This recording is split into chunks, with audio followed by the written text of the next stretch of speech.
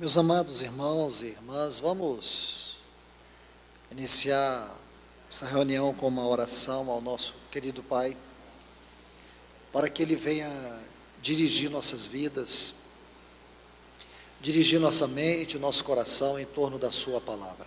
Vamos orar. Pai, no nome de Jesus, rogamos a Tua graça, a Tua misericórdia, pedimos que a unção e a presença do Teu Espírito esteja neste lugar. Pai amado, bendito é o Teu grande nome. Por isso, Senhor, nós te pedimos, venha magnificar Teu nome entre nós, honrar Teu nome na Tua palavra. Senhor, traz luz e entendimento ao nosso coração em torno da Tua palavra. Abençoa-nos nesta hora. Estamos aqui mais uma vez reunidos em Teu nome. É neste nome santo, neste nome sagrado, neste nome poderoso que nós nos reunimos desta noite. Pedimos que o Senhor venha nos guiar.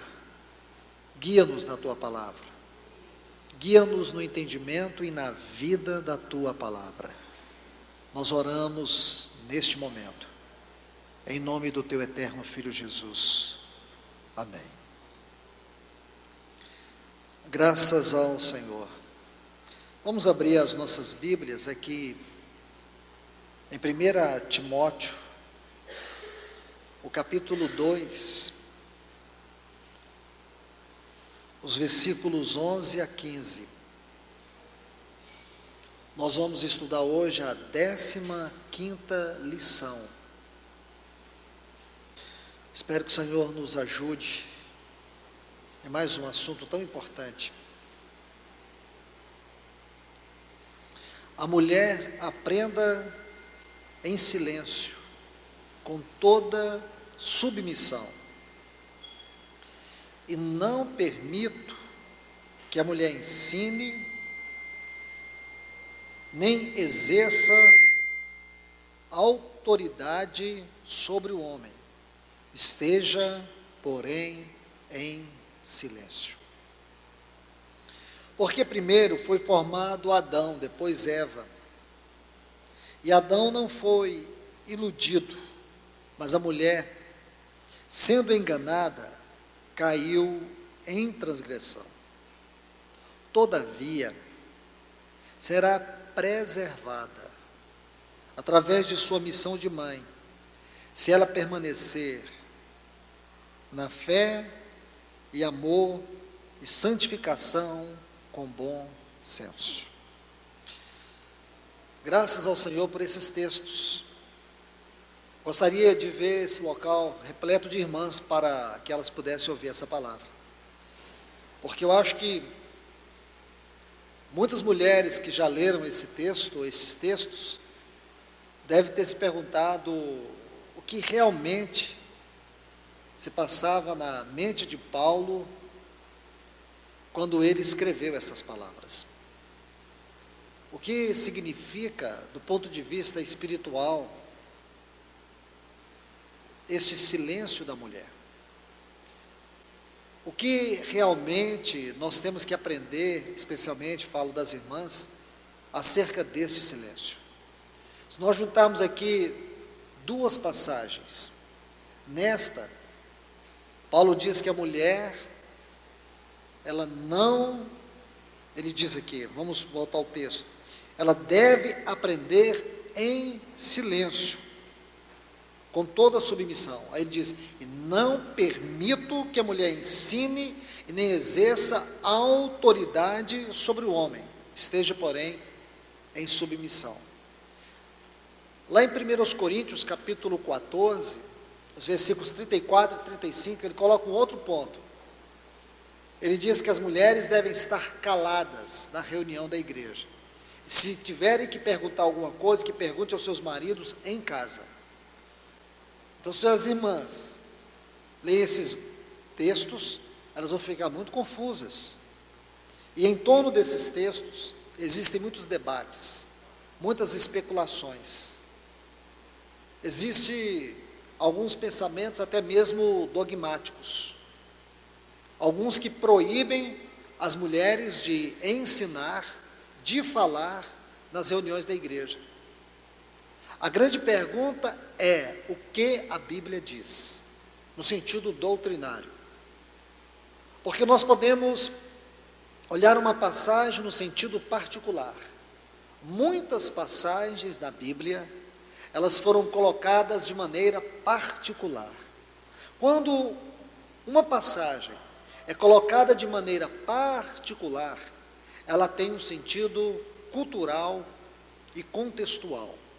Mas quando ela é colocada no sentido doutrinário, isso significa que ela não abrange apenas aquele local e aquelas pessoas, ela abrange a igreja em todo o tempo e em todos os lugares.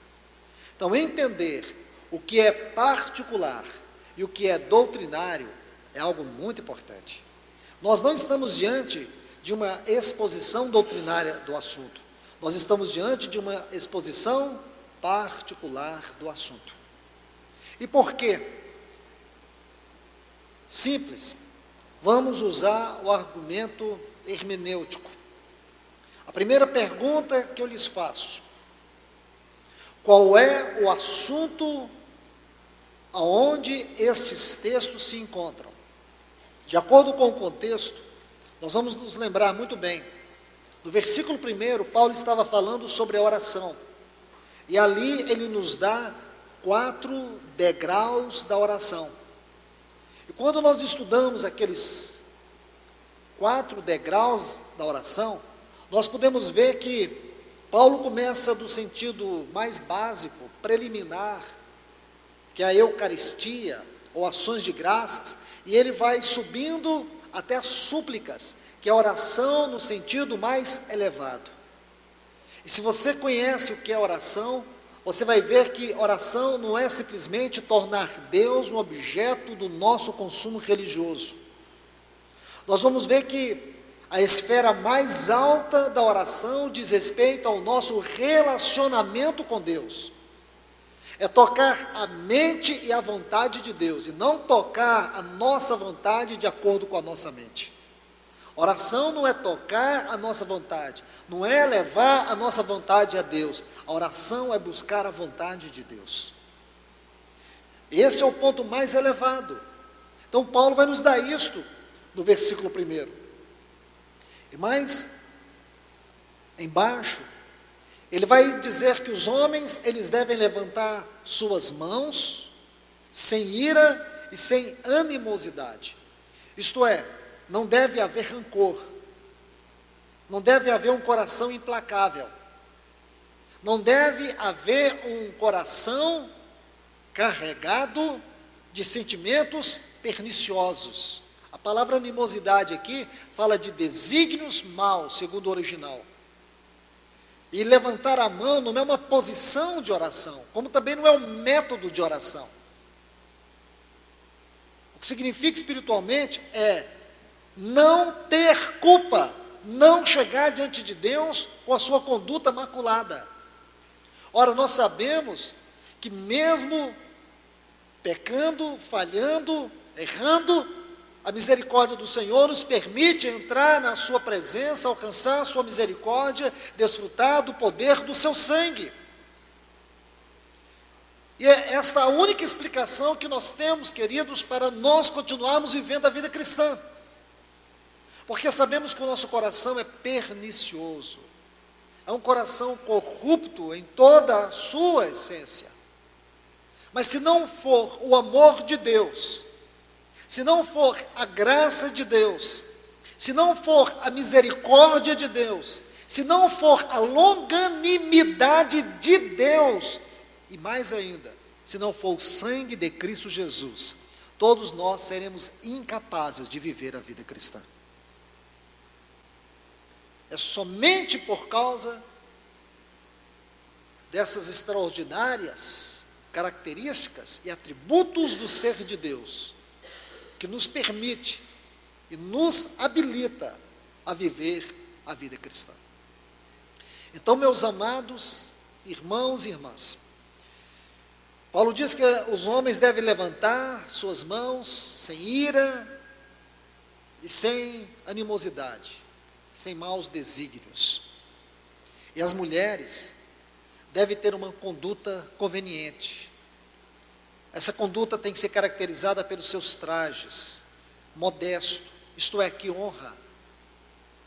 Não trajes que comunicam licenciosidade, malícia, perversidade do coração. Ele diz que a mulher cristã, ela deve ter a prática das boas obras.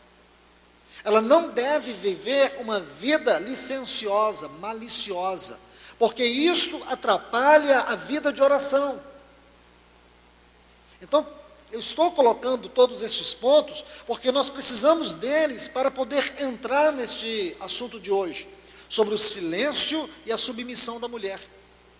Aí, ele inicia o versículo 11, ele termina o versículo 10, falando sobre a prática das boas obras que as mulheres devem ter, as virtudes cristãs.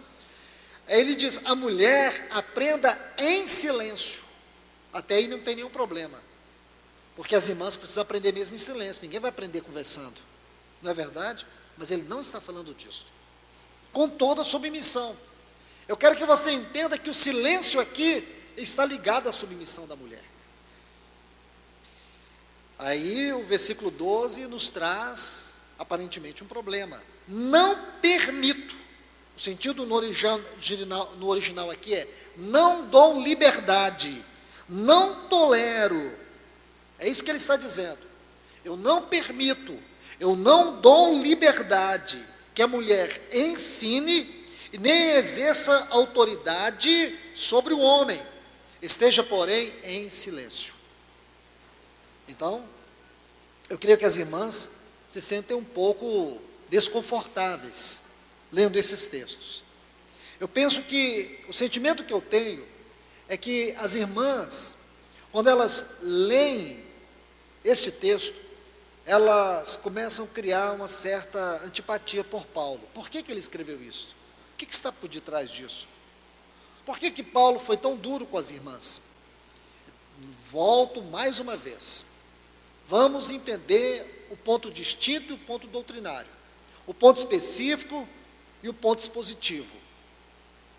Nós temos que compreender essas coisas, senão nós vamos nos perder na leitura da Bíblia. Precisamos parar aqui, vamos entender o que significa essa palavra silêncio. Strongs foi um irmão que contribuiu muito com o estudo dos vocábulos, Charles Strongs. Ele deu uma valiosa contribuição com o estudo dos vocábulos no original. Quando ele traduziu esta palavra silêncio, ou rezuxia, ou exuxia, ele descreveu a vida de alguém que permanece fazendo o seu trabalho sem se intrometer de maneira oficial na vida dos outros. Então, ele traduziu essa palavra extraindo essa ideia, alguém que se preocupa com a sua vida e não com a dos outros. Mas, se você for estudar esse termo a fundo, você vai precisar de melhores argumentos. Para mim, os melhores argumentos da interpretação dos textos ou dos vocábulos é encontrar na Bíblia, porque o Espírito Santo já fez isso, quais são os textos que vão abrir aquele vocábulo. Se você traduz essa palavra de acordo com Charles Strongs, você não vai obter o melhor dela. Você não vai obter a revelação dela, nem mesmo a aplicação. Então nós vamos buscar a Bíblia para interpretar a própria Bíblia. Então tem um texto que vai interpretar este vocábulo, até porque nós iremos encontrar o mesmo vocábulo nesse texto. Vamos para 2 Tessalonicenses, volte poucas páginas aí, capítulo 3, ele diz, pois de fato estamos informados de que entre vós há pessoas que, olha essa frase, andam desordenadamente. Eu preciso que vocês sublinhem esta frase, ande desordenadamente. Nós iremos precisar dessa frase daqui um pouco. E não trabalhando, antes se intrometem na vida alheia.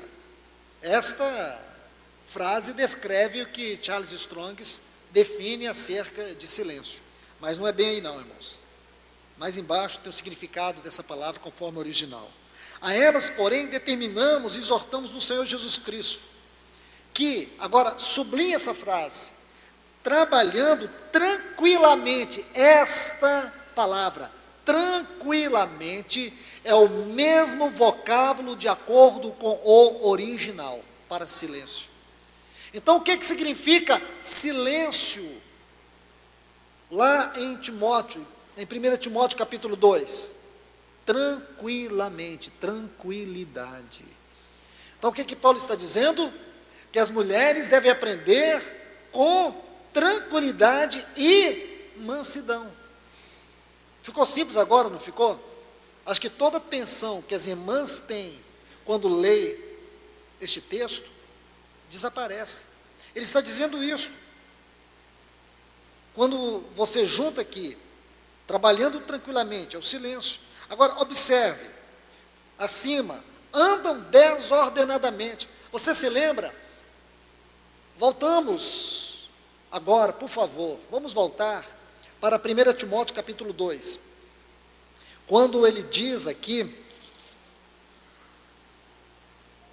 especialmente no versículo 9, ele diz, 2:9, também, do mesmo modo, as mulheres se ataviem em roupa decorosa e com pudor e modéstia, não com penteado ostentoso, nem ouro, ou pérolas, ou vestidos caros. Está vendo? Isto é o andar desordenado. Vê se você consegue, com essas duas frases, interpretar todo o texto. Isso que ele chama de um andar desordenado. 1 Timóteo capítulo 2, versículo 9. Este é o andar desordenado. Agora, o que é o andar tranquilamente? Aí nós temos o versículo 11 e 12. Este silêncio da mulher é a vida tranquila. Vê se você consegue juntar essas duas coisas, porque elas ficam muito claras diante de nós. Quando ele diz aqui, traje decente, a tradução, traje conveniente, se atavie com modéstia, sentimento de honra e consideração para com os outros. As mulheres devem se portar de maneira que elas venham considerar os outros, não desonrar, bom senso, equilíbrio emocional.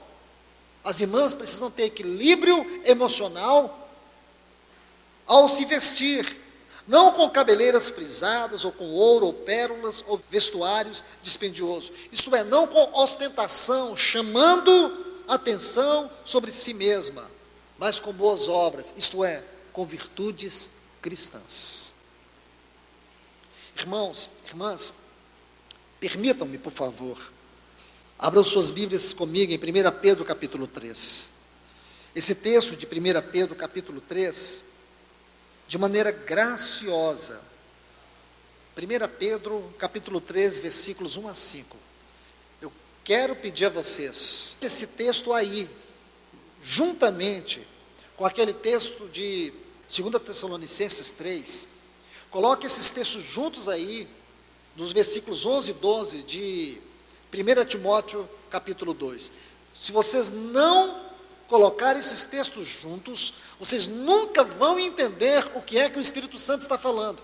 Então vamos pegar esse versículo 9 e 10, e vamos colocar esse texto de 1 Pedro capítulo 3, versículos 1 a 5. Mulheres, sede vós igualmente submissas ao vosso próprio marido. Por que a mulher tem que ser submissa ao seu próprio marido? Para que, se ele ainda não obedece à palavra, seja ganho sem palavra. O que significa ser ganho sem palavra? Ser ganho no silêncio da mulher.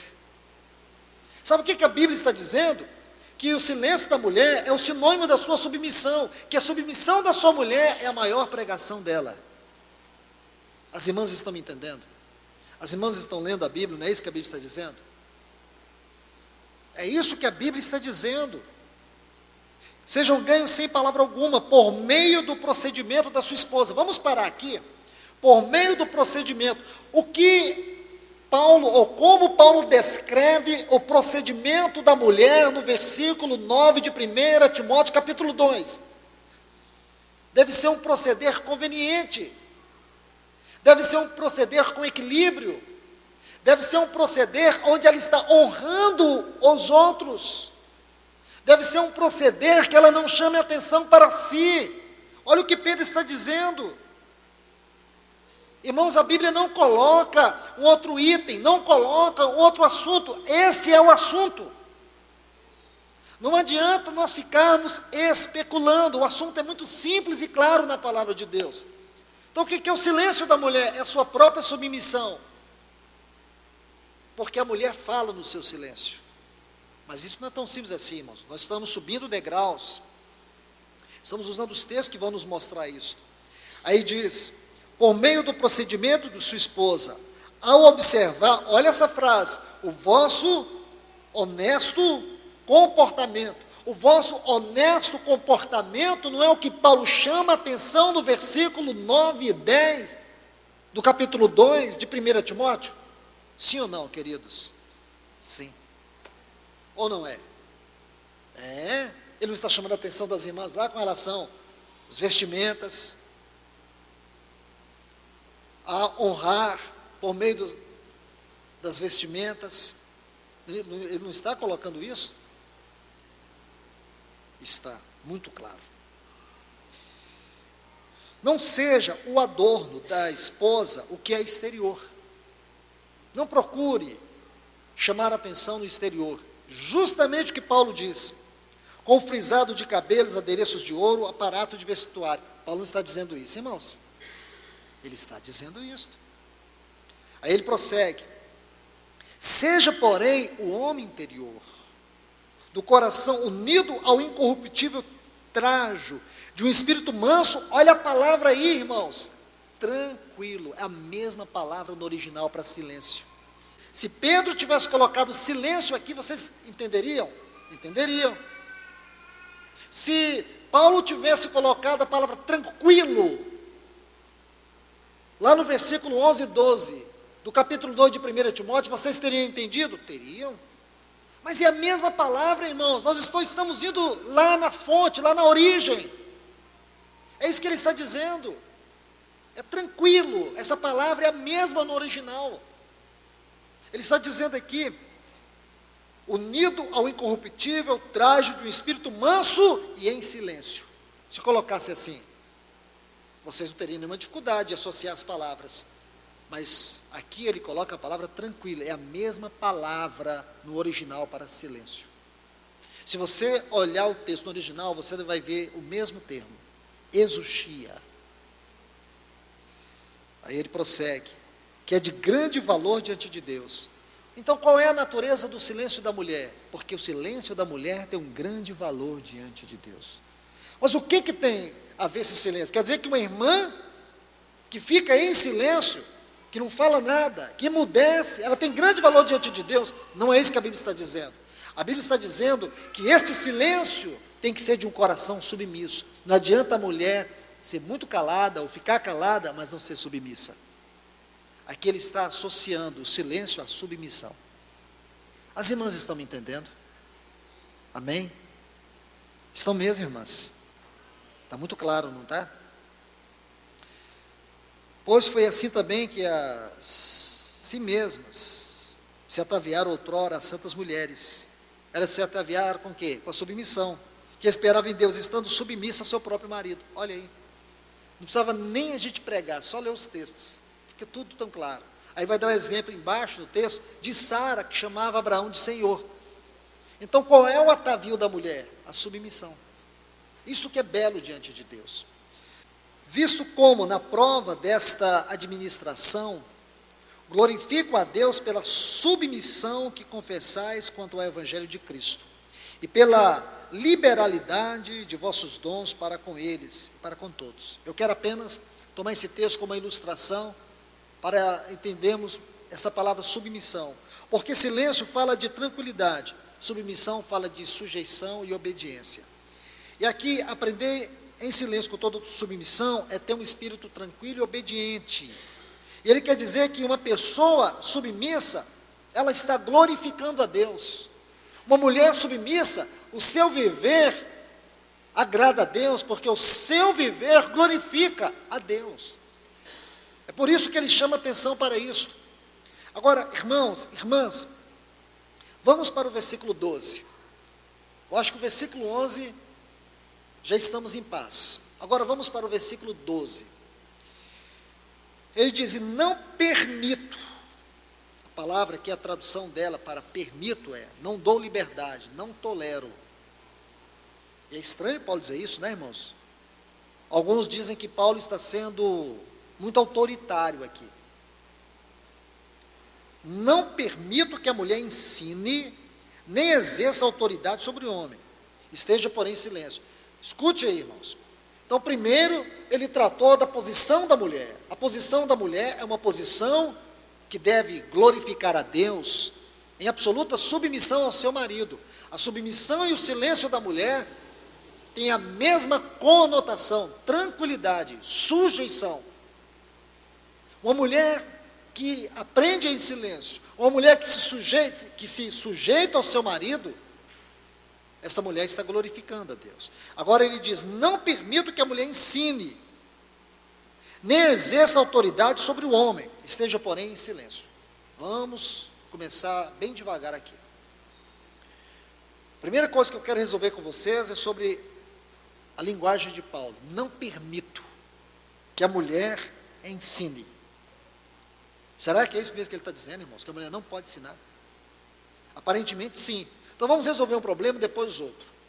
Primeiro, a linguagem que Paulo usa: não permito, não tolero. Paulo poderia dizer assim, irmãos: será que é correto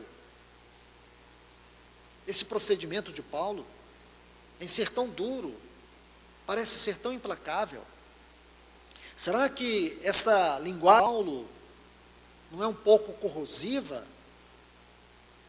Não. Paulo tinha moral e espiritual para usar essa linguagem, porque este homem tinha um compromisso sério diante de Deus e com Deus, pela edificação da sua igreja. No contexto que ele vivia, ele viu muitos abusos praticados dentro da igreja. Dentro do contexto de Paulo, ele viu muitas coisas se deteriorar, degradar, muitas heresias entrar. E muitas vezes ele esteve sozinho, combatendo essas heresias. Maus procedimentos, má conduta. Tantas coisas estranhas que estavam entrando na igreja. Nesse tempo que Paulo escreve para Timóteo, a igreja já estava começando a descer as escadarias da apostasia. Quando você lê a segunda carta, você percebe isso melhor. Agora você começa a entender por que ele tinha autoridade para dizer isso. Permita-me, irmãos, eu quero dar 2 textos para vocês e gostaria que vocês anotassem. 2 Coríntios, capítulo 10, anotem esses textos. Os versículos 8 e 10. Vamos entender um pouco a mente desse apóstolo, o seu cuidado, o seu ministério, a sua autoridade espiritual diante de Deus. Porque a autoridade de Paulo não era dele, porque só Deus tem autoridade. E ele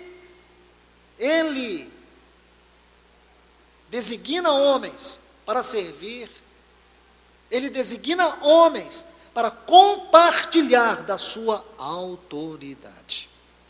Então escute bem, versículo 8: porque se eu me gloriar um pouco mais a respeito da nossa autoridade, a qual o Senhor me conferiu para edificação e não para vossa destruição, não me envergonharei. Agora, olha o versículo 10, do capítulo 13. 2 Coríntios 13, 10. Portanto, escreva estas coisas, estando ausente, para que, estando presente, não venha a usar de rigor segundo a autoridade que o Senhor me conferiu, para edificação e não para destruir. Então, você entende por que Paulo usa esta linguagem? A autoridade conferida por Deus a Paulo tinha em vista a edificação e não a destruição da igreja. Se alguém naquele tempo poderia dizer, permito ou não permito, tolero ou não tolero, este homem era Paulo.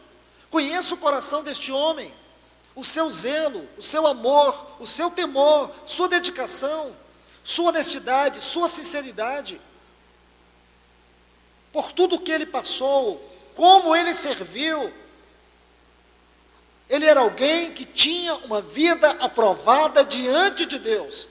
Então não tome estas palavras de qualquer maneira. Não permito que a mulher ensine, nem exerça a autoridade sobre o homem. Então o versículo 11 já está claro para nós. A palavra para silêncio ali no original é tranquilidade. Esta palavra tem uma forte conotação, é como se ela fosse uma moldura para a palavra submissão no final do versículo 11. Submissão e a moldura, tranquilidade, descanso.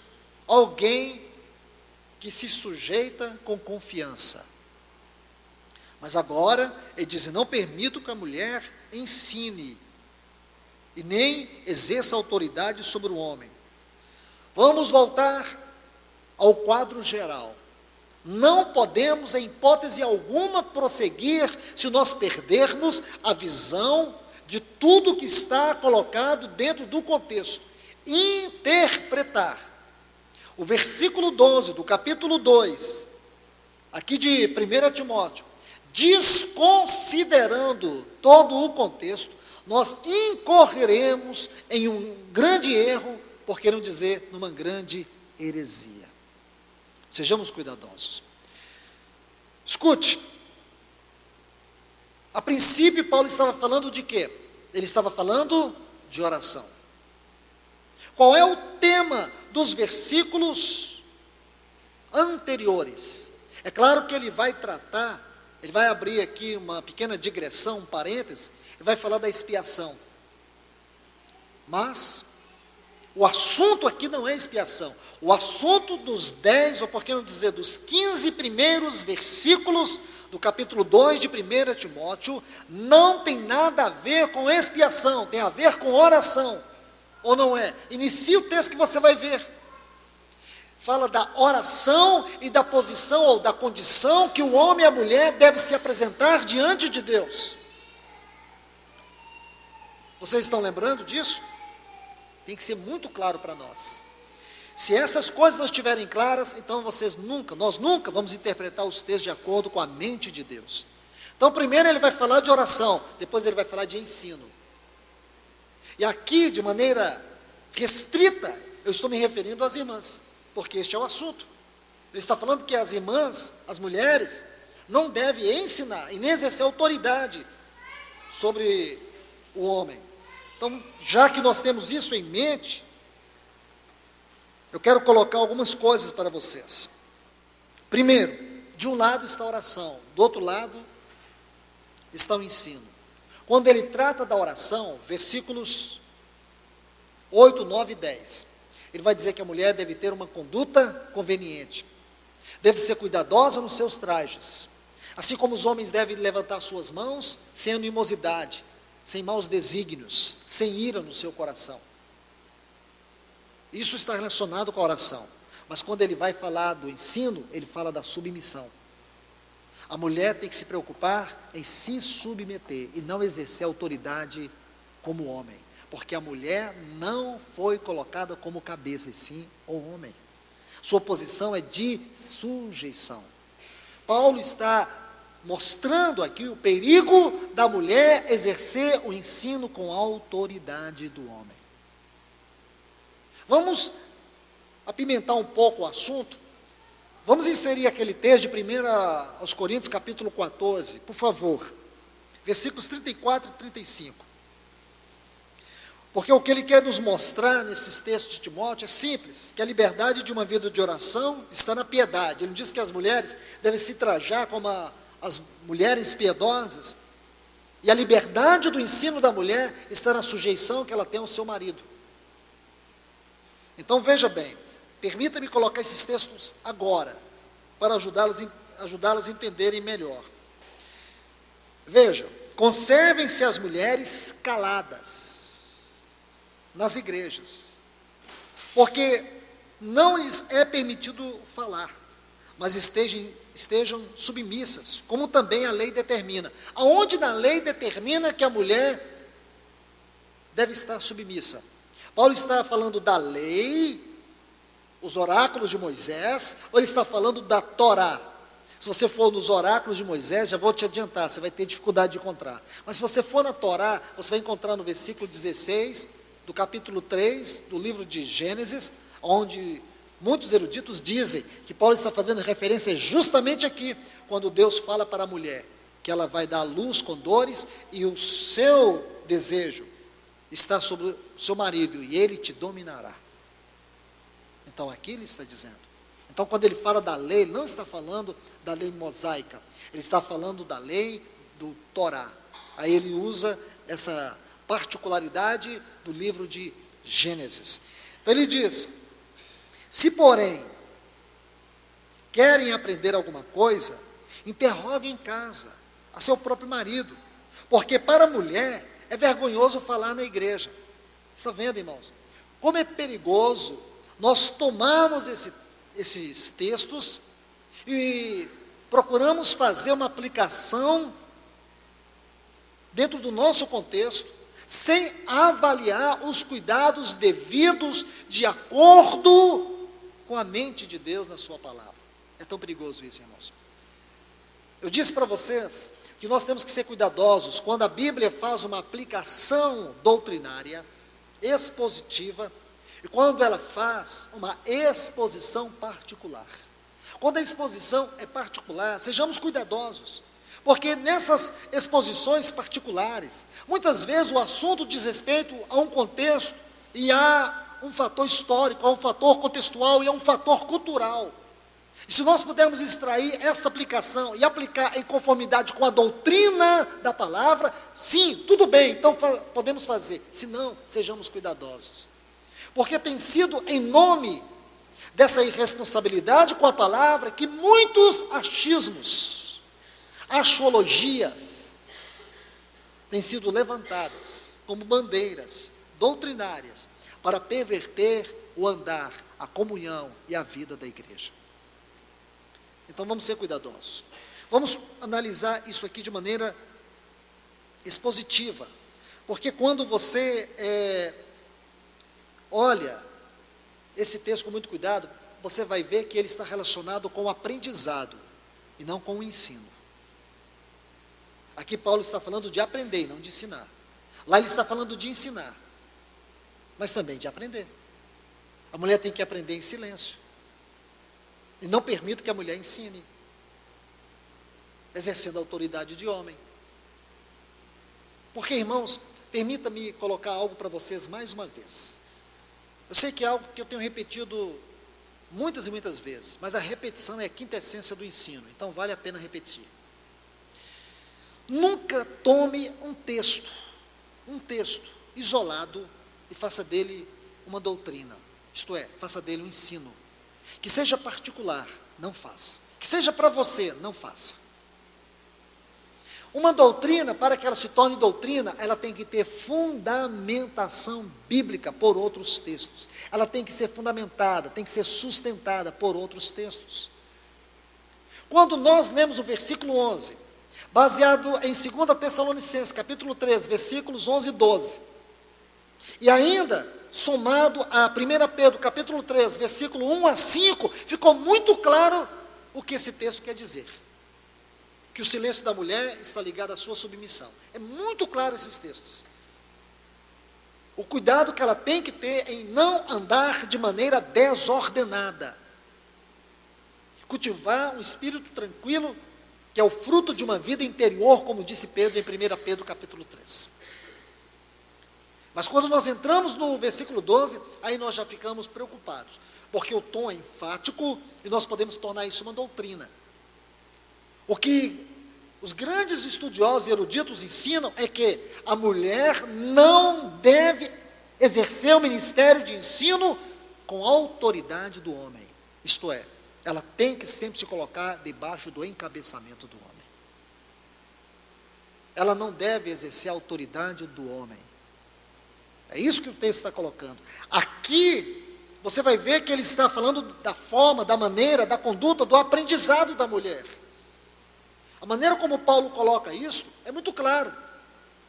Ele diz que as mulheres não devem falar na igreja. Isso não é curioso, irmãos? Nas reuniões da igreja.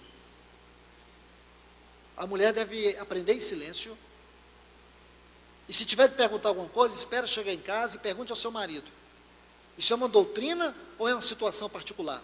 Volto a dizer, sejam cuidadosos quando vocês estiverem diante de textos que tratem de questões particulares. Aquilo que é particular precisa ser examinado segundo o contexto, seja ele histórico, seja ele cultural. Vamos examinar. Mas se este assunto particular ele é tomado para formarmos uma doutrina, nós temos que aplicar à igreja do Senhor em todos os tempos, em todos os lugares.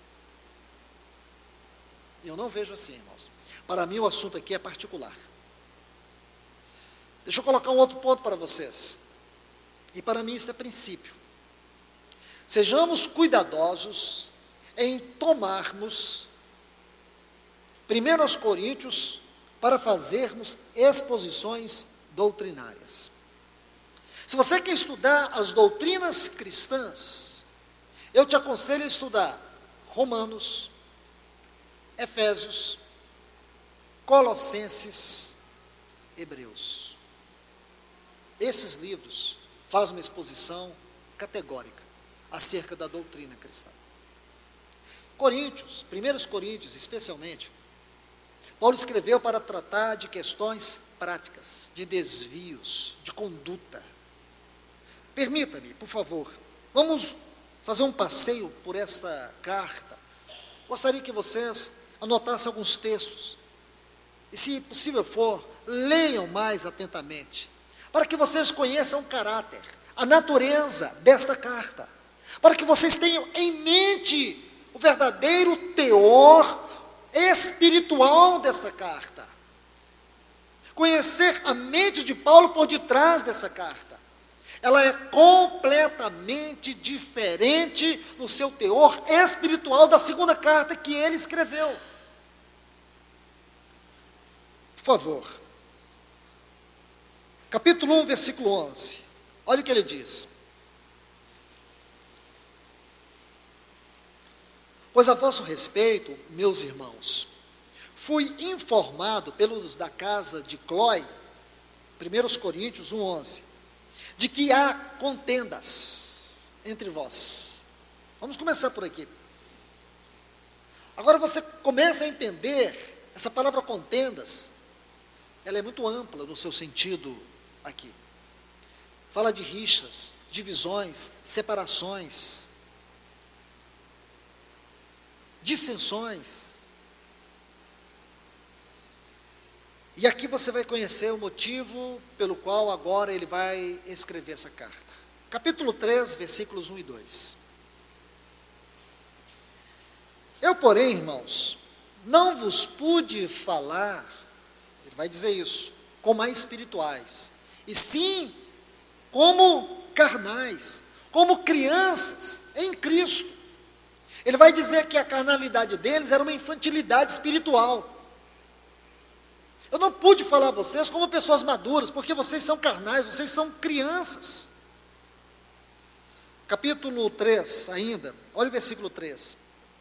Porquanto, havendo entre vós ciúmes, contendas, aqui mais uma vez, disputa, discussões, é assim que sois carnais, e andam segundo o homem que é o velho Adão, o homem natural.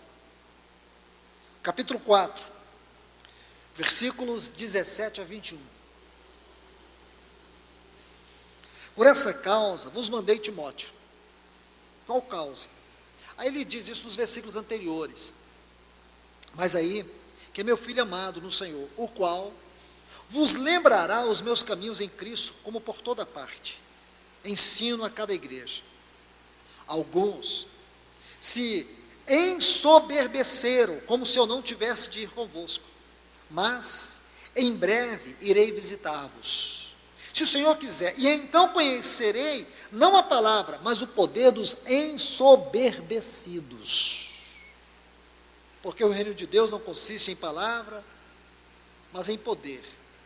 Que preferis? Irei a vós outros com vara ou com amor e espírito de mansidão? Estão percebendo o teor? Capítulo 5, versículos 1 a 5. Geralmente, se ouve que há entre vós imoralidade, imoralidade tal como nem mesmo entre os gentios, isto é, haver quem se atreva a possuir a mulher do seu próprio pai. E contudo, andai vós ensoberbecidos, e não chegasse a lamentar, para que fosse tirado do vosso meio quem tamanho ultraje praticou. Eu, na verdade, ainda que ausente em pessoa, mas presente em espírito, já sentenciei, como se estivesse presente, que o autor de tal infâmia seja, em nome do Senhor Jesus, reunido vós e o meu espírito, com o poder de Jesus nosso Senhor, entregue a Satanás, para a destruição da carne, a fim de que o espírito seja salvo no dia do Senhor. Capítulo 6, versículos 1, depois 4 a 7. Aventura-se algum de vós, tendo questão contra outro, submetê-lo a juízo, perante os injustos e não perante os santos?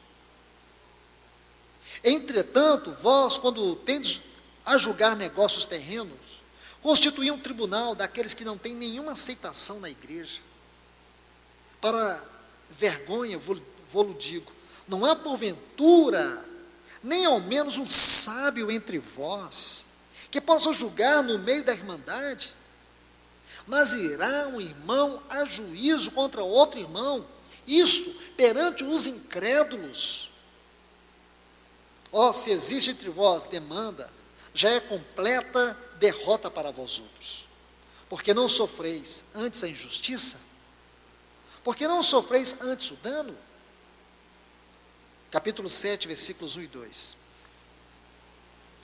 Quanto ao que me escrevestes, é bom que o homem não toque mulher, mas por causa da impureza, cada um tem a sua própria esposa, e cada uma o seu próprio marido. Capítulo 8, versículos 10 a 13.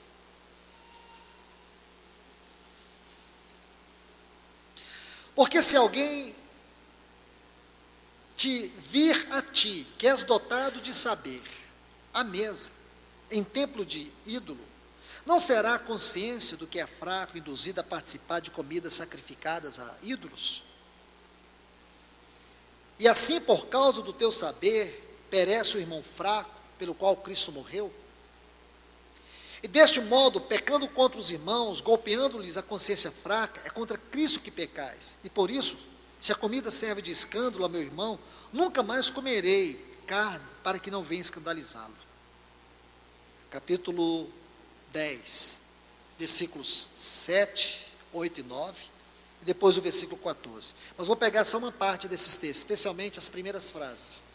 Ele diz: não vos façais, pois, idólatras, não pratiquemos imoralidade, não ponhais o Senhor à prova, não murmureis, fugi da idolatria. Capítulo 11, versículos 17 e 18, depois 21 e 22. Capítulo 11, versículos 17, 18, 21 e 22. Nisso, porém, que vos prescrevo, não vos louvo, porquanto vos ajuntais não para o melhor, e sim para o pior. Porque antes de tudo, estou informado a haver divisões entre vós, quando vos reunis na igreja. E eu em parte creio, porque ao comerdes cada um, toma antecipadamente a sua própria ceia. E há quem tenha fome, ao passo que há também quem se embriague. Não tendes porventura casa onde comer e beber? Ou menosprezais a igreja de Deus e envergonhais os que não têm? Que vos direi? Louvar-vos-ei? Nisso certamente não vos louvo. por último, somente até aqui, capítulo 12, versículo 1. A respeito dos dons espirituais, peço, irmãos, que não sejais ignorantes. Acho que só até aqui basta. Deu para a gente extrair de todos esses textos uma síntese da natureza e do caráter dessa epístola.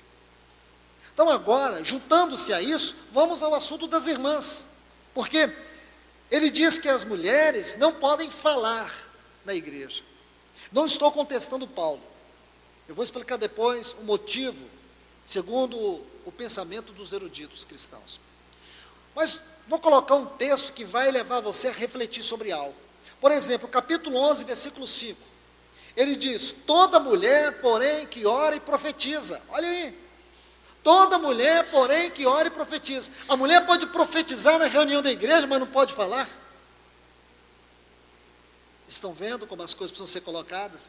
Estão vendo, irmãos, como é perigoso nós tomarmos o texto fora do seu contexto? O que vai virar? Pretexto. Está vendo que nós precisamos ler com muito cuidado? Você não pode tentar interpretar um texto de maneira doutrinária se você não conhece todo o livro. Como que você vai fazer uma doutrina em cima de 1 Coríntios se você não conhece nem 1 Coríntios? Você não conhece qual é o propósito desse livro?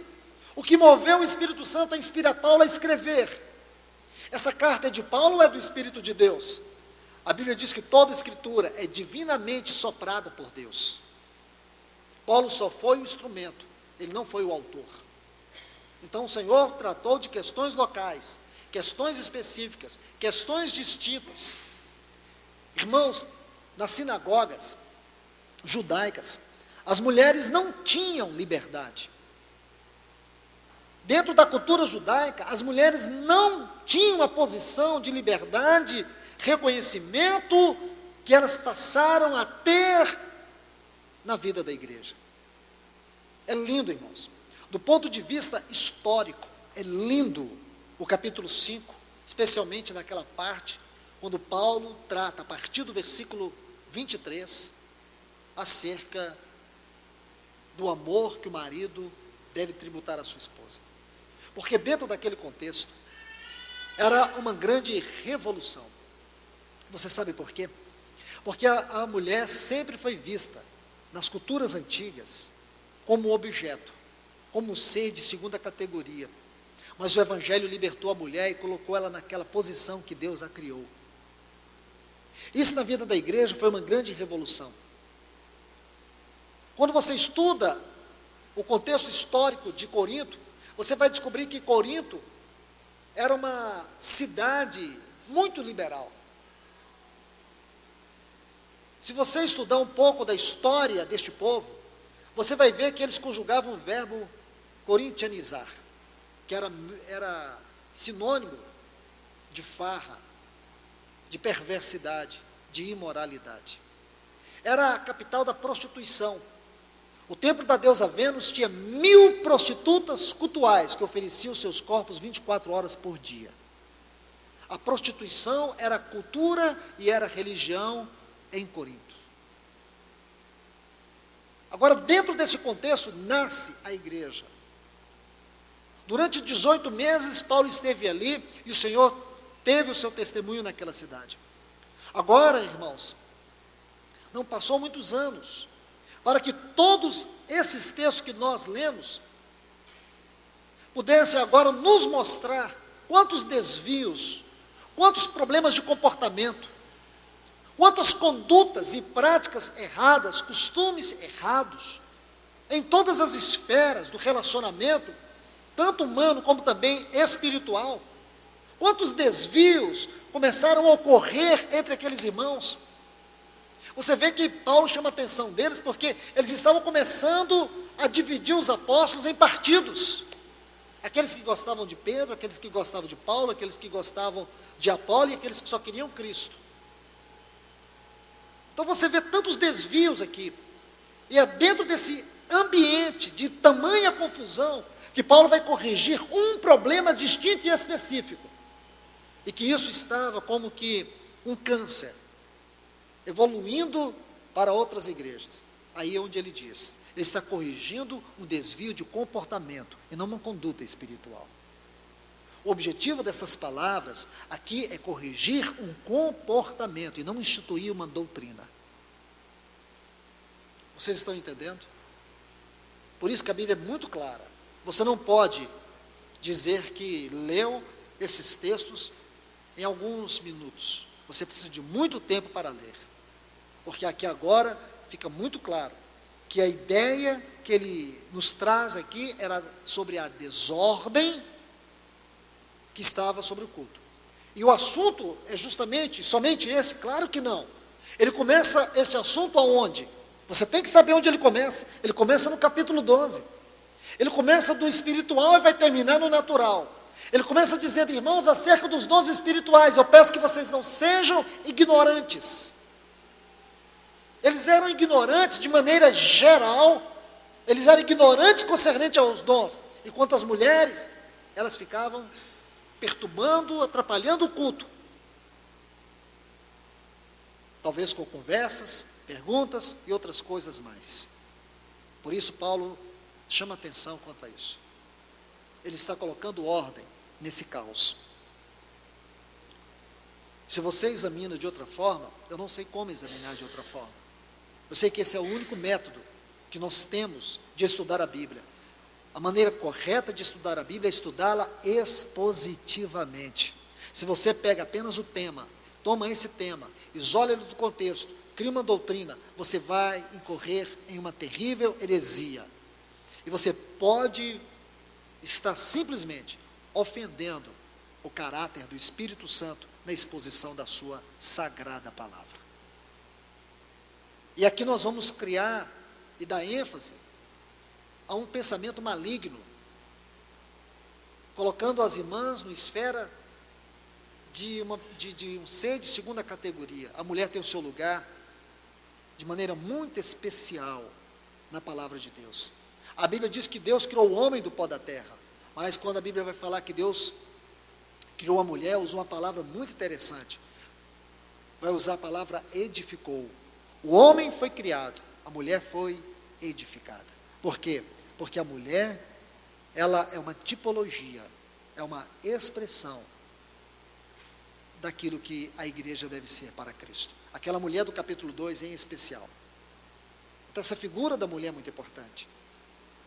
E se nós, irmãos, pegamos todos esses textos, isolamos eles, tanto do contexto imediato, como também dos demais contextos longínquos da palavra de Deus, nós vamos criar o quê? Um ensino onde a mulher, ela deve simplesmente se contentar em ser um ser de segunda para terceira categoria. Não vejo assim, irmãos. Não tenho base nenhuma, até onde eu consegui enxergar na palavra de Deus, que este é o ensino de Paulo, que este é o ensino do Espírito Santo, que este é o ensino de Cristo. É claro que a mulher tem o seu lugar, é claro que o homem tem o seu lugar. Nós vemos uma cadeia de governo e de autoridade. Por isso que eu chamo a atenção das irmãs para a palavra submissão. Por isso que aquele versículo 9 e o versículo 11 é muito importante. O que Paulo está dizendo é que a mulher não deve exercer autoridade quanto ao ensino sobre o homem. Ela precisa se colocar em autoridade, ou está debaixo da autoridade. O assunto é muito claro. Agora, se você vê de uma maneira completamente diferente, eu sinto muito. Não tenho nenhuma liberdade para poder ensinar dessa forma. E para mim, para concluir, o assunto de 2 aos Coríntios é um assunto estritamente local.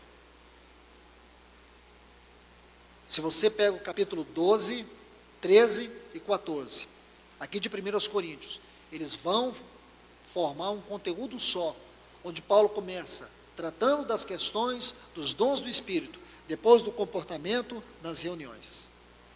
Aqui você vê que Paulo diz que eles eram ignorantes a respeito dos dons. Depois você vai ver o problema que eles tinham do comportamento em relação às reuniões. É isso que ele está corrigindo. Então, por hoje, irmãos, este é o nosso assunto. Espero que o Senhor traga luz aos nossos corações e à nossa mente acerca desses assuntos. Esta é a 15ª lição, nós estamos encerrando hoje, pedindo que o Senhor nos ajude. Os próximos versículos nós estudaremos na próxima semana. Que Deus abençoe a todos.